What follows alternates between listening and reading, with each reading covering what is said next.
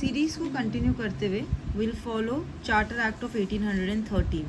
इस एक्ट का सबसे इम्पॉर्टेंट पार्ट ये है कि इस एक्ट ने EIC की जो ट्रेड मोनोपोली थी भारत में वो ख़त्म कर दी गई थी। मतलब अब सभी लोग आ सकते हैं। कौन सभी लोग? ब्रिटिश के मर्चेंट सभी लोग यहाँ पे आ सकते हैं भारत में ट्रेड करने के लिए। अब इनकी इकलौती मोनोपोली नहीं थी।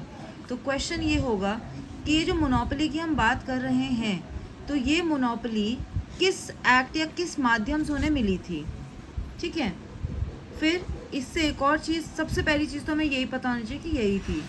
इसके अलावा क्रिश्चियन मिशनरीज को अलाउ कर दिया गया था इंडिया में आने के लिए for the purpose of enlightenment. दूसरा, it authorise the local governments in India to impose taxes on person. इसके बाद जो हमारे पास इम्पॉर्टेंट एक्ट आता है वो है 33 का एक्ट। इस एक्ट के थ्रू अभी हमने जो गवर्नर जनरल ऑफ बंगाल पढ़ा था, सो गवर्नर जनरल ऑफ बंगाल हमें कौन सा एक्ट से मिला था?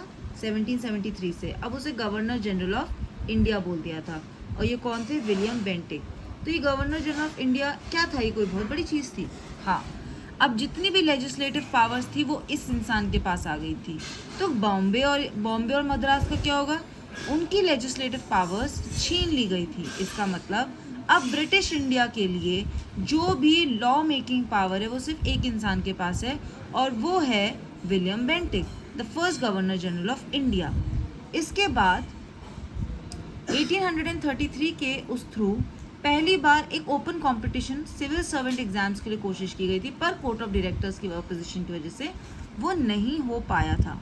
सो दिस वाज 1813 एंड 1833 का act. Will be continuing the series और कंप्लीट करेंगे all the acts. Thank you so much.